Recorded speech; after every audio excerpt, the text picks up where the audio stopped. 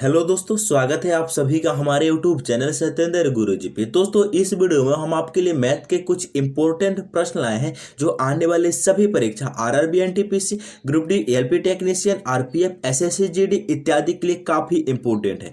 इसीलिए आप लोग वीडियो के अंत तक जरूर बने रहिएगा। और आपको एक बात बता दो मेरे दोस्त, ये पार्ट नंबर हम लोगों का 25 है दोस्तों। जिसने पार्ट नंबर 24 तक नहीं देखे है ना, तो आपने जब वीडियो स्टार्ट किया था तो यहाँ पर आई बटन आपको मिला होगा, वहां से जाके सारे वीडियो को आप सीक्वेंस में देख सकते हैं, या फिर इस वीडियो के डिस्क्रिप्शन में हमने प्लेलिस्ट का लिंक डाल दिया, वहां से भी देख सकते हैं। अगर आप चाहते हैं इन सभी क्वेश्चनों का आपको पीडीएफ मिले ना, तो इस वीडियो के डिस्क्रिप्शन में जाइए, वहां पे व्हाट्सअप चैनल बना हुआ है, जाकर आप वहां से ज्वाइन कर सकते हैं। ठीक है दोस्त, तो चलिए शुरू करते हैं प्रश्न संख्या 1 से। सवाल नंबर 1 काफी इंपॉर्टेंट और बढ़िया क्वेश्चन है दोस्त, ध्यान से देखें। कह रहा है निम्नलिखित में से कौन सी संख्या 9 से विभाज्य है। मेरे दोस्त ध्यान से सुनेंगे और समझने का प्रयास करेंगे। 9 से विभाज्य कौन सा ऑप्शन है हमें बताना है। अच्छा, एगो बात बता दूं मेरे दोस्त, हम आपको बता रहे हैं कि एएलपी टेक्नीशियन में क्वेश्चन को पूछा है 9 का विभाज्यता का नियम क्या होता है, 9 का डिविजिबिलिटी रूल क्या कहता है। कहता है कोई भी संख्या हो, सभी संख्या की अंकों का योग अगर 9 से कट जाता है, इसका मतलब वह संख्या 9 से पूरा पूरा विभाजित होगा। जैसे अगर कहीं पर लिखा है, मान लेते हैं कहीं पर लिखा है 3, 5, 7, 8, क्या यह संख्या 35 और 78 9 से विभाजित है कि नहीं। कैसे चेक करते हैं, हमने आपको क्या बोला, सभी संख्याओं के अंकों का योग अगर 9 से कट जाता है, इसका मतलब यह संख्या 9 से कट जाएगा। जैसे 3 + 5 + 7 + 8, इन सभी को जोड़ेंगे कितना होगा, 3 में 5 जोड़ेंगे 8, 8 और 7 15, 15 में 8 को जोड़ेंगे कितना होगा भाई, 23 होगा। क्या 23 9 से कटता है, नहीं कटता। इसका मतलब यह संख्या भी 9 से नहीं कटेगा, यही लॉजिक है। एक दूसरा मेथड और है मेरे दोस्त, क्या दूसरा मेथड है उसको समझिए। दूसरा मेथड के लिए कंसेप्ट, जैसे अगर कहीं पे लिखा जाए 5, 4, 9, 8, 1, ठीक है। दूसरा मेथड, बात को समझिए, 5 नहीं, यहाँ पर लिखो 4, यहाँ पर लिखो 8, यहाँ पर लिखो 1, ठीक है। यहाँ पर अब हम दूसरा मेथड वो उसी का एडवांस रूप है, कुछ दूसरा नया नहीं है मेरे दोस्त। आपको करना क्या, कुछ नहीं। इसमें देखो, जो संख्या 9 से कट रहा है उसे भूल जाओ, 9 9 से कट रहा है भूल जाओ, 9 9 से कट रहा है भूल जाओ, 8 को एगो जोड़ेंगे 9 9 से कटेगा भूल जाओ, 5 को 4 को 9 से कट रहा है भूल जाओ। यह संख्या पूरा जो है, इसमें पूरा का पूरा डिजिट कट गया, इसका मतलब यह संख्या पूरा 9 से विभाजित होगा। तो यही लॉजिक को इस क्वेश्चन में लगाओ, या फिर तुम दूसरा लॉजिक लगाओ, कोई दिक्कत नहीं। दोनों मेथड एक ही है, लेकिन उसको सीखने का तरीका और समझाने का तरीका, काट पीट करने का तरीका अलग है। जैसे ऑप्शन ए में क्या है, 5 है, उसके बाद में 6 है, उसके बाद में 7 है, उसके बाद में क्या है 6, 5 6 7, उसके बाद में 6 है, उसके बाद में 5 है। आपको हमने जो तरीका बताया, आप चाहो तो उस तरीका से भी कर लो, या फिर जो जो कट रहा है उसको काट दो। 5 पहला तरीका, 5 में 6 को जोड़ेंगे 11, 11 में 7 को जोड़ेंगे 18, 18 में 6 को जोड़ेंगे 24, 24 में 5 को जोड़ेंगे कितना होगा भाई, 29 होगा।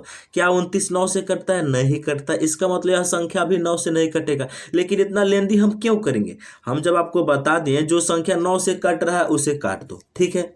जो संख्या 9 से कट रहा है उसे काट दो, ठीक है। देखो 7 और 5 12 या 6 18, 18 9 से कट जाएगा, खत्म। अब देखो 6 या 5 11, 11 9 से कटता है, नहीं कटता। इसका मतलब ऑप्शन ए 9 से नहीं कटेगा। उसी तरह ऑप्शन बी को चेक करेंगे हम, ठीक है। ऑप्शन बी को हम चेक करेंगे, करते हैं 8 गो 4 गो 12 गो, 12 गो 6 गो 18 गो, 7 गो 2 गो 9 गो। इसका मतलब ऑप्शन नंबर बी 9 से कट जाएगा, क्योंकि यहाँ लिख कर बताते हैं। ऑप्शन बी क्या है भाई, ऑप्शन बी में है 4 है, 7 है, उसके बाद में 8 है, उसके बाद में 6 है, उसके बाद में 2 है। हमने आपको बताया जो 9 से कट रहा है उसे काट दो। जैसे 8 और 2 10, 10 10 कितना हो जाएगा, ध्यान से देखो, 8 और 4 12, 12 और 6 18। बात को समझ रहे, 8 4 12 6 18, 9 से कटता है, खत्म। 7 को 2 गो 9, 9 से कटता है, खत्म। आप चाहो तो पहला मेथड से इसको चेक भी कर सकते, कोई दिक्कत नहीं है। 4 7 11 में 8 जोड़ेंगे कितना होगा, 11 8 19 6 25, 25 2 27। देखो तो 27 9 से कटता है, जी हाँ। इसका मतलब 27 जब 9 से कटता है तो यह पूरा संख्या भी 9 से कटेगा। आप दोनों मेथड लगाओ, कोई दिक्कत नहीं। तो इस हिसाब से ऑप्शन नंबर बी इस क्वेश्चन का राइट आंसर हो गया। अब ऑप्शन सी को चेक कर सकते हैं, ऑप्शन सी नहीं कटे। कैसे, 5 और 4 9 हो गया, 3 और 3 3 2 5 और 1 6, इसका सम आ रहा है 6, यानी 6 आ रहा है, इसीलिए नहीं कटेगा।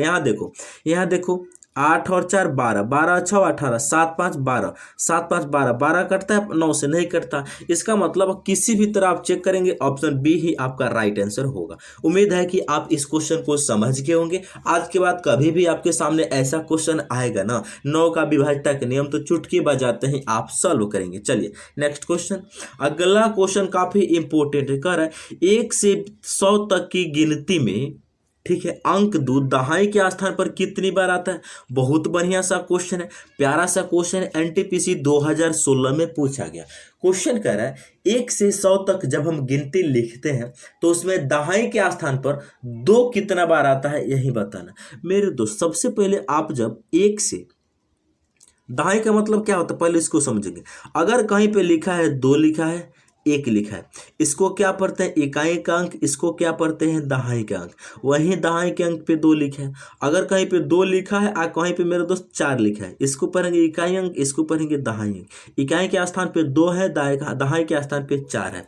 इसको दिक्कत किसी भाई को कोई नहीं, कोई दिक्कत नहीं। अच्छा अगर कहीं आपसे लिखा जाए 3 5 2 4 2, इसमें बताया कौन दहाई के स्थान पर, इकाई के स्थान पे 2, दहाई के स्थान पे 4, सैकड़े के स्थान पर 2, हजार के स्थान पे 5, लाख के स्थान पे कौन है, लाख के स्थान पे 3 है। ठीक है, इस हिसाब से मेरे दोस्त हम आपको बता रहे हैं, नहीं लाख के नहीं 10,000 के स्थान पर कौन है, 3 है। मेरे दोस्त यहाँ से हम आपको एक बात बताना चाह रहा हूँ कि 2 जो है दहाई के स्थान पर कितना बार आता है। जब मेरे दोस्त 1 से आप लोग 1 से जब 20 तक गिनती लिखेंगे ना, हम आपको बता रहे हैं उसको आप प्रूफ करेंगे। 1 से 20 तक जब आप गिनती लिखेंगे तो इसमें दहाई के स्थान पर 2 केवल 1 बार आता है, वो भी कहाँ पे 20 में आता है, समझ रहे। बाकी 20 से पहले कहीं भी नहीं आता है। अब देखो 21 से मेरे दोस्त 21 से जब आप 30 तक गिनती लिखेंगे, 21 से जब आप 30 तक लिखेंगे, देखो ध्यान से 21 से लेकर जब आप 30 तक गिनती को लिखेंगे तो वहाँ पे जो दहाई के स्थान पे 2 आएगा वो टोटल 9 बार आएगा, समझ रहे। 1 से 20 तक गिनती लिखेंगे तो 1 बार आएगा, 21 से 30 तक लिखेंगे तो 9 बार आएगा। ठीक है दोस्त। अब मेरे दोस्त यहाँ 31 से लेकर 100 तक एक भी बार दहाई के स्थान पे 2 नहीं आता है, इन्हें 0 बार।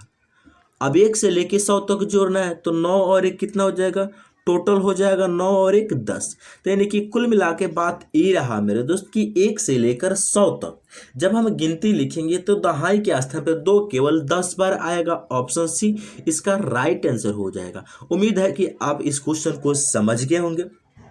अच्छा बहुत सारा दोस्त को कंफ्यूजन होता होगा कि दहाई के स्थान पर 9 का मतलब क्या है। देखो एक 21 में आएगा, एक 22 में आएगा, एक 23 में आएगा, ऐसे करके 30 तक जब तुम काउंट करोगे तो टोटल 9 होगा। और 1 से 20 तक में 20वां में 1 आया है, 20 जो 20 लिखते हैं उसमें दहाई के स्थान पर 1 आता है, तो 1 और 9 कितना 10 बार। ठीक है, और 10 हमारा ऑप्शन सी में दिया है। उम्मीद है कि आप इस क्वेश्चन को समझ गए होंगे। ठीक है दोस्त, आगे बढ़ा जाए।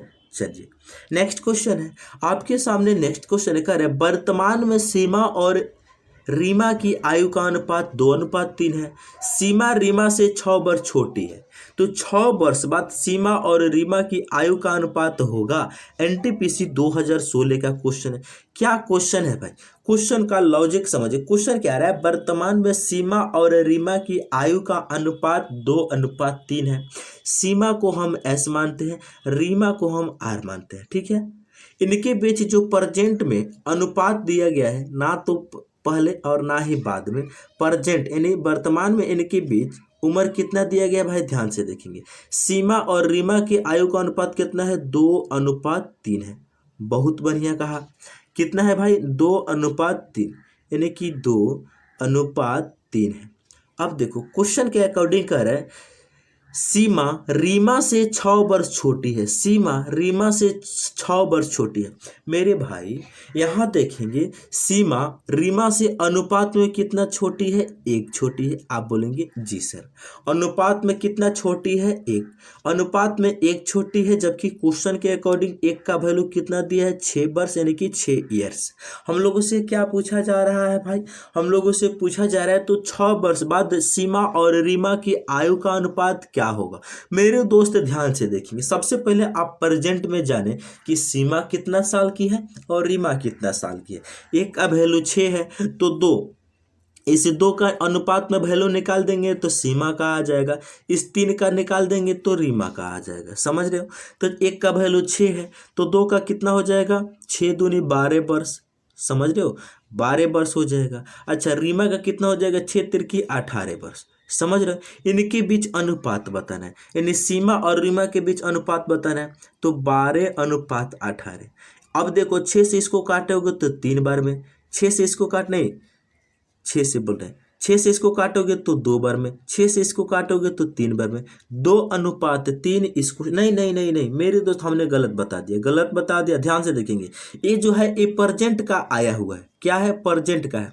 प्रेजेंट में सीमा 12 साल की है तो सीमा 12 साल की है तो रीमा 18 साल की, लेकिन हमें 6 वर्ष बाद बताना है। दोनों में 6 जोड़ेंगे तो 12 में 6 जोड़ेंगे 18 होगा, इस 18 में 6 जोड़ेंगे 24 होगा। अब 6 से काटो, 6 चौका 24, नहीं 6 तिरकी 18, कितना होगा भाई, 6 तिरकी 18 और 6 चौका 24, 3:4। इस क्वेश्चन का सही जवाब ऑप्शन सी होगा। उम्मीद है कि आप इस क्वेश्चन को बहुत बेहतरीन तरीका से समझ गए होंगे। नेक्स्ट क्वेश्चन की ओर अब हम लोग बढ़ते हैं, चलेंगे।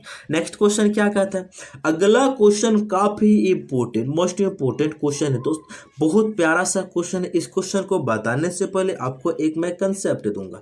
देखेंगे एनटीपीसी 2021 का क्वेश्चन है। क्या कंसेप्ट है, कंसेप्ट है अगर कहीं पे 2, 3, 2 संख्या के ऊपर बार लिखा है तो इसको जब हम फ्रैक्शन में लिखते हैं तो कैसे लिखते हैं समझते हैं। अगर 0.23 के ऊपर बार है तो फ्रैक्शन में लिखने के लिए क्या करेंगे, 2 3 है तो 2 3 को लिख देंगे, दोनों के ऊपर बार है तो नीचे में 2 को 9 लगा देंगे, बात खत्म। अगर कहीं पे मिल जाए 2.2 के ऊपर बार तो क्या करेंगे, कुछ नहीं, 2 लिखेंगे, 2 के नीचे 1 को 9 से भाग कर देंगे। वही लॉजिक इस क्वेश्चन के लगा के इसको ऐड करना है। ठीक है भाई, क्या करेंगे ध्यान से देखिएगा। यहाँ क्या है, 0.56 है, इसको हम लिख सकता हूँ 5 6 आप बाटा 99 लिख सकता हूँ, यानी 9 लिख सकता हूँ। बात को समझ रहे कि नहीं, लिख सकता हूँ कि नहीं, बिल्कुल लिख सकते हैं। चलो प्लस अगली बार में क्या है भाई, ध्यान से देखेंगे। अगली बार में 4 3 यानी 4 3 है, इनको लिखेंगे, इनके बाटा में 2 9 आ जाएगा। समझे कि नहीं, आप बोलेंगे जी सर। यहाँ तक आप समझ गए होंगे। आगे सेम प्रोसेस यहाँ पर देखेंगे भाई, सेम प्रोसेस अगली बार हो जाएगा, ये 9 हो गया। सेम प्रोसेस अगली बार कितना हो जाएगा, 8 और 9 अब बाटा में 99। मेरे दोस्त आपने इनका रूल पढ़ा होगा, जब सब जगह बाटा 99 है तो हम डायरेक्ट ऊपर वाले को जोड़ सकते हैं। ठीक है, डायरेक्ट जोड़ सकते हैं, कोई दिक्कत नहीं। 6 में 3 को जोड़ेंगे 9, 9 में 9 को जोड़ेंगे 18, 18 के 8 आएगा, हासिल कितना 1 रहेगा। अब देखें 5 में 4 जोड़ेंगे 9, 9 में 8 जोड़ेंगे 17 आएगा, हासिल कितना हो जाएगा 18, यानी 188/99 आया। बात को समझ रहे कि नहीं। अब 188 को जब हम 9 से भाग करेंगे तो कितना होगा, कितना होगा भाई, इसको जब हम भागा करेंगे तो कितना होगा, 1 आएगा। अब देखो 99 1, अब 188 में एक कितना बनेगा, 188 को जब 99 से भाग करेंगे तो 1 बार जाएगा, यहाँ पर आएगा 89, अब बाटा में हो जाएगा 99। बात को समझ रहे कि नहीं। अब हम इनको फ्रैक्शन में चेंज करें, जो यहाँ पर 1.89/99, इसको हम ऐसे लिख सकता हूँ, 1 + 89/99 लिख सकता हूँ, बिल्कुल। अब देखो दोस्त, कहीं भी अगर आपको 5 6 लिखा मिला तो आप बाटा में 2 9 लिख दिए। जब 5 6 के ऊपर 12 था तो बाटा में 2 9 लिखे थे। अब बताओ, अगर इसको दशमलव में लिखना होगा 5 6 को, तो हम क्या लिखेंगे, जो 99 को हटा देंगे तो यहाँ क्या होगा, 0.56 इनके ऊपर बार लगा देंगे। इस प्रकार हम लिख सकते हैं। जब इन 9 को हटाएंगे, उसी प्रकार यहाँ पर देखेंगे, जब इस 9 को हम हटाएंगे तो इन दोनों के ऊपर बार चढ़ जाएगा। समझ रहे, तो कितना है, 1 + 8 9 के ऊपर बार हो जाएगा। अच्छा, जब इस प्लस को हटाएंगे तो हम यहाँ पे ऐसे लिख सकता हूँ, 1.89 के ऊपर बार, ऐसे लिख सकता हूँ, बिल्कुल लिख सकता हूँ।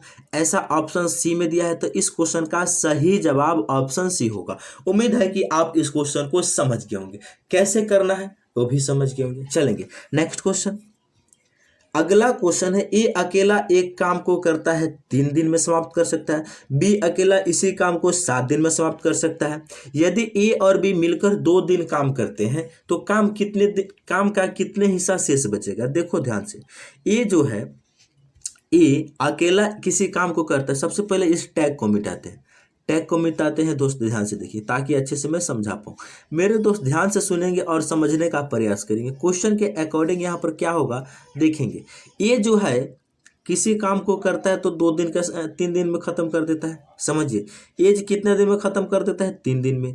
अच्छा, बी कितने दिन में खत्म कर देता है भाई, बी कर देता है 7 में। सबसे पहले इसका टोटल काम निकालेंगे तो टोटल काम कितना हो जाएगा, इन दोनों का 21 एलसीएम, यानी 7 तिरकी 21 एलसीएम हो जाएगा।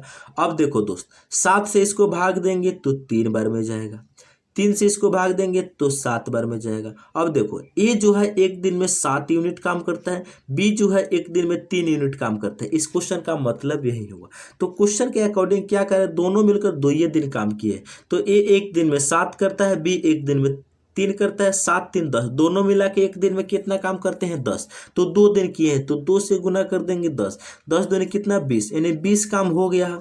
रिमेनिंग वर्क कितना बचेगा भाई, रिमेनिंग वर्क कितना, 21 माइनस 20 कितना बचेगा, 1 बचेगा। हमें 1 नहीं पूछा है, हमें बताना काम का कितना हिस्सा रह जाएगा। देखो, एक शेष बचा हुआ, एक शेष बचा है कितना में, 21 में, यानी टोटल का 21 में से 1 बचा हुआ है तो इसका आंसर हो जाएगा 1/21। ऑप्शन नंबर डी इसका राइट आंसर होगा। उम्मीद है कि आप इस प्रश्न को बहुत बेहतरीन तरीके से समझ गए होंगे। नेक्स्ट क्वेश्चन की ओर चला जाए दोस्त, बढ़ा जाए। चलिए नेक्स्ट क्वेश्चन। अगला क्वेश्चन कहता है, एक लड़का 16 रुपया प्रति 18 अंडे की दर से अंडे खरीदता है और इन्हें 20 रुपया प्रति 22 अंडे की दर से बेचता है, तो उसका लाभ या हानि प्रतिशत बताइए। मेरे दोस्त सबसे पहले ध्यान से आप लोग सुनेंगे और समझने का प्रयास करेंगे। क्वेश्चन कह रहा है कि कोई व्यक्ति है 16 रुपया में 18 गो अंडा खरीद लेता है, आप 20 रुपये में 22 गो अंडा बेच देता है, तो उसका लाभ होगा कि हानि होगा, उनका प्रतिशत बताना।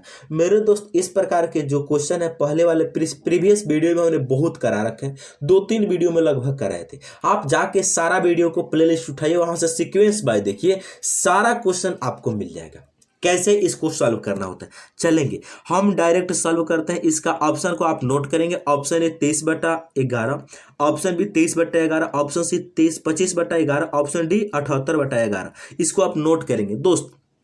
हम टैग को भी मिटाते हैं और कुछ ऑप्शन को भी मिटाते हैं ताकि इस क्वेश्चन को अच्छे से मैं सॉल्व कर पाऊँ, ठीक है दोस्त, क्योंकि इस क्वेश्चन को सॉल्व करने के लिए हमें स्पेस की आवश्यकता होगी। देखो क्वेश्चन क्या बोला है, ध्यान से सुनेंगे।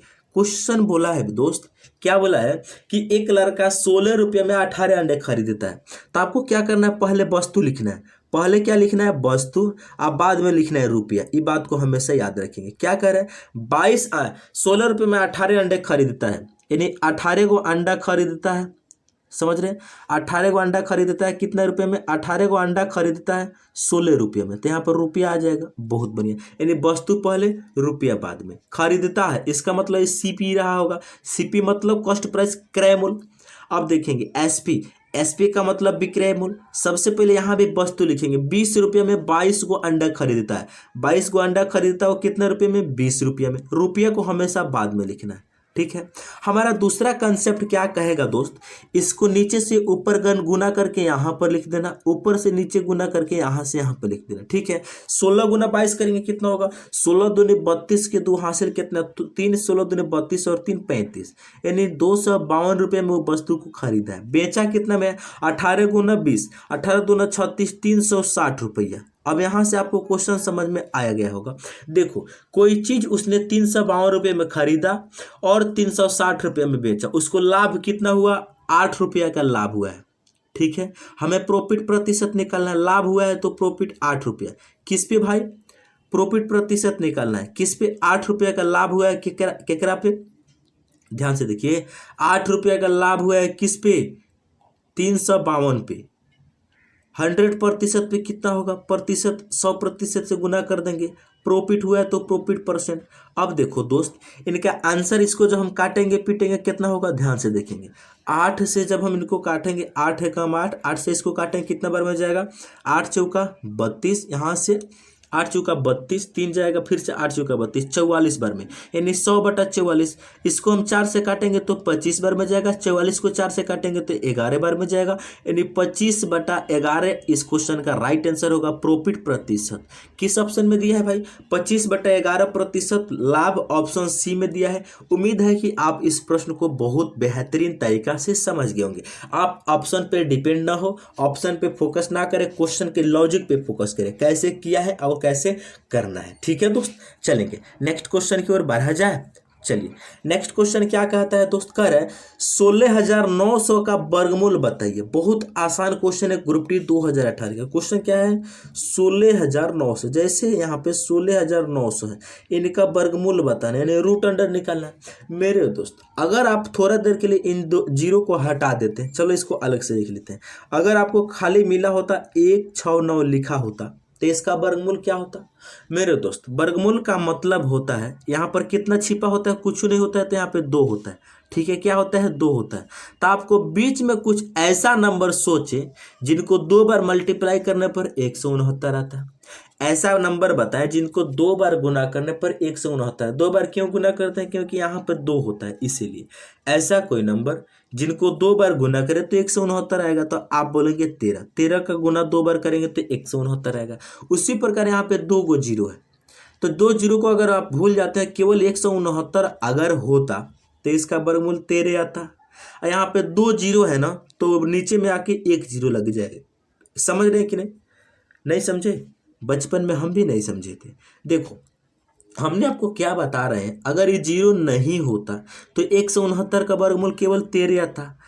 वर्गमूल का नियम है कि रूट के भीतर में अगर 2 अंक है ना, तो रूट से वो बाहर में आता है तो 1 अंक बन जाता है। ठीक है, तो रूट के भीतर में 2 गो जीरो है तो बाहर 1 गो जीरो बन जाएगा, इसीलिए 130 इस क्वेश्चन का सही जवाब होगा, ऑप्शन नंबर ए। उम्मीद है कि इतना आसान क्वेश्चन तो आप कर भी लिए होंगे, कोई दिक्कत नहीं है। नेक्स्ट क्वेश्चन चलेंगे। 8 नंबर प्रश्न कर, एक छात्र ने 6 विषयों में 470 अंक प्राप्त किए थे। यदि प्रत्येक विषय का अंक 100 है तो उसके अंकों का प्रतिशत कितना है? बहुत बढ़िया।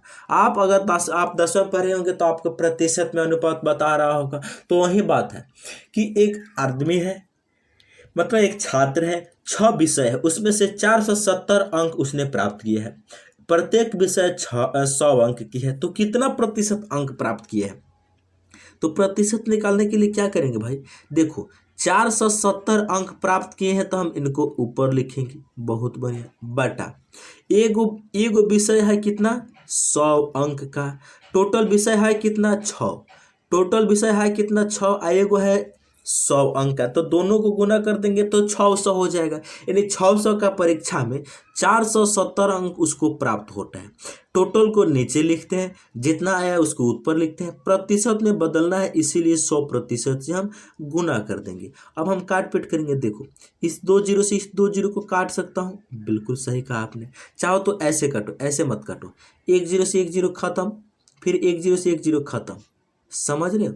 अब देखो दोस्त, यहाँ देखो 5 दूनी 10, ये हो जाएगा 3 दूनी 6।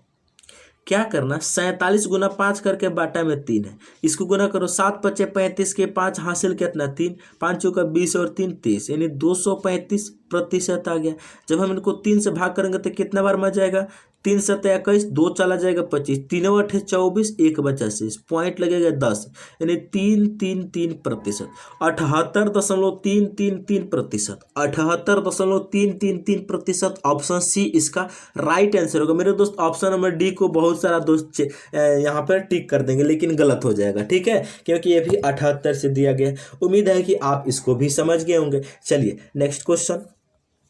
नेक्स्ट क्वेश्चन काफी इंपॉर्टेंट है। क्या कह रहा है भाई? ध्यान से सुनेंगे। कह रहा है यदि a बटा 2 बराबर b बटा 3 बराबर c बटा 5 हो तो इस समीकरण का मान बताना। मेरे दोस्त रेशियो एंड प्रोपोर्शन का क्वेश्चन है, यानी कि इस प्रकार कहीं भी आपके सामने लिखा हुआ मिल जाए, कितना? a बटा 2 है, अगली बार क्या है? b बटा 3 है, फिर अगली बार क्या है? c बटा 5 है। मेरे दोस्त अगर ऊपर में सब जगह 1 हो ठीक है। सी के बगल में कुछ नहीं तो एक होता है, यानी किसी भी नंबर के अगल बगल चारों तरफ एक छिपा हुआ होता है, यानी इनके बगल में अगर एक हो ना तो डायरेक्ट ऊपर का वैल्यू नीचे हो जाता है। ठीक है, इतना बात ध्यान रखना। विशेष तरीका सीखना है तो हमारे चैनल पे जाइए, आप वहाँ पे प्लेलिस्ट में जाइए, वहाँ पे देखिए रेशियो एंड प्रोपोर्शन का 2 वीडियो डाल रखे हैं, वहाँ से जाके इसको सीख सकते हैं। ए का वैल्यू 2, बी का वैल्यू 3, सी का वैल्यू 5, इसको हम यहाँ पर ऐड करेंगे। 2 प्लस ए की जगह पे 2 प्लस बी के जगह पे 3 प्लस सी के जगह पे 5 आ बाटा सी के स्थान पे कितना 5, तो 5 3 8 और 2 हो जाएगा 10 आ बाटा 5।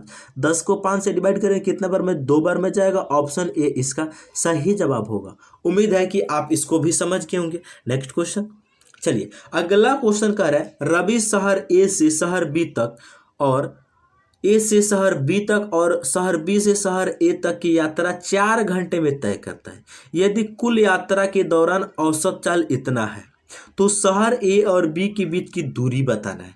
मेरे दोस्त, हम आपको यहाँ से एक कंसेप्ट बता रहे हैं, ध्यान से देखिएगा। सबसे पहले आपको करना क्या है दोस्त, इस टैग को मिटाते हैं ताकि अच्छे से मैं समझा पाऊँ। ठीक है, 2022 का क्वेश्चन है, देखो ध्यान से, 2022 का क्वेश्चन है एनटीपीसी। इस टैग को मिटाते हैं, ताकि अच्छे से समझा पाऊँ, हमें स्पेस मिल जाए। चलो क्वेश्चन जो पर कह रहा है उसको ध्यान से सुनेंगे और समझने का प्रयास करेंगे। क्वेश्चन कह रहा है ए से बी, इस शहर ए होगा, इस शहर बी होगा। ठीक है, शहर ए से बी जाता है और बी से ए आता है, तो टोटल उसको जो समय लगता है वो कितना लगता है, 4 घंटा का समय लगता है। बहुत बढ़िया। और उनका जो एवरेज स्पीड है, एवरेज स्पीड कितना है भाई, यानी औसत चाल कितना है, 68.3 किलोमीटर प्रति घंटा। अर्थात 4 घंटा जो समय लगा है, ए से बी गया है और बी से ए आया है, यानी सेम दूरी को उसने 2 बार तय किया है। ठीक है, तो चलेंगे। औसत चाल का जो फॉर्मूला होता है वो क्या होता है भाई, औसत चाल का जो फॉर्मूला होता है हम सभी कोई जानते हैं, वो होता है क्या, कुल दूरी बटा कुल समय, यही होता है। कुल लगा समय बटा कुल तय की गई दूरी। तो इनका जो फॉर्मूला हो तो उस पर हम पुट करेंगे, आंसर निकालेंगे। चलेंगे, अब हम लोग दोस्तों ध्यान से देखेंगे, इसको मिटाते हैं सबसे पहले। चलेंगे, इनको अब हम किस प्रकार से सॉल्व करेंगे भाई, ध्यान से देखना। आप इसको ध्यान से आप सीखना और समझने का प्रयास करना। औसत चाल बराबर क्या होता है, यानी एवरेज स्पीड बराबर क्या होता है, टोटल दूरी, यानी टोटल डिस्टेंस अपन टोटल टाइम, समझ रहे, कुल दूरी बटा कुल समय। औसत चाल कितना दिया है भाई, इसका औसत चाल दिया है 68.3 किलोमीटर बराबर दूरी, कुल दूरी, एक बार गया है एक बार आया है, यानी इस अगर हम यहाँ से लेकर यहाँ तक की डिस्टेंस को डी मानते हैं, मान लेते हैं ये ए है ये बी है, हमें दूरी ही निकालना है, ए है बी है। अगर इनके बीच की डिस्टेंस डी है तो एक बार जाता है और एक बार आता है, यानी 2 बार डी का वैल्यू कितना, 2, यानी 2D, यानी 2 बार दूरी उसने, एक बार गया है डी प्लस एक बार और गया है डी, ये 2 बार डी यानी लिख रही है क्योंकि एक बार जाता है एक बार आता है, तो दोनों को मैं ऐसे लिख सकता हूँ, 2 बार किसी संख्या को जोड़ो या फिर 2D, इसको डायरेक्ट हम लिख सकते हैं। अब बटा टोटल समय कितना लगा है, 4 घंटा। अब देखो दोस्त, यहाँ से हम सॉल्व नहीं कर सकता हूँ, इसको जब हम गुना करेंगे तो ये हो जाएगा 2D, क्रॉस गुना कैंची जब गुना होगा तो 2D बराबर, इसको 4 से गुना करेंगे तो कितना हो जाएगा, 68.3 गुना 4 हो जाएगा। बहुत बढ़िया। अब देखो दोस्त, काट पीट करने का नियम सीखो। इनको जब तुम काटोगे, इस 2 से इस 4 को काट सकते हो 2 बार, तो टोटल डिस्टेंस कितना आ जाएगा, गुना कर दो, 3 दूनी 6, 8 दूनी 16 के 6 हासिल कितना 1, 6 दिन 12 और 13, एक अंक के बाद दशमलव, तो एक अंक के बाद दशमलव लगा देंगे, 136.6 किलोमीटर। ऑप्शन डी इस प्रश्न का राइट आंसर हो जाएगा। ठीक है दोस्त, आज के बाद ऐसा पेपर में एग्जाम क्वेश्चन आएगा ना तो आप सॉल्व भी कर लेंगे। चलिए, तो मैं उम्मीद करता हूं कि आप लोग सभी प्रश्नों को बहुत ही अच्छे तरीका से समझ के होंगे। यदि आप हमारे चैनल पर पहली बार आए हैं तो चैनल को सब्सक्राइब करें और अपने दोस्तों के पास ग्रुप में जरूर शेयर करें। मिलते हैं हम नेक्स्ट वीडियो में, तब तक के लिए मेरे दोस्त, जय हिंद।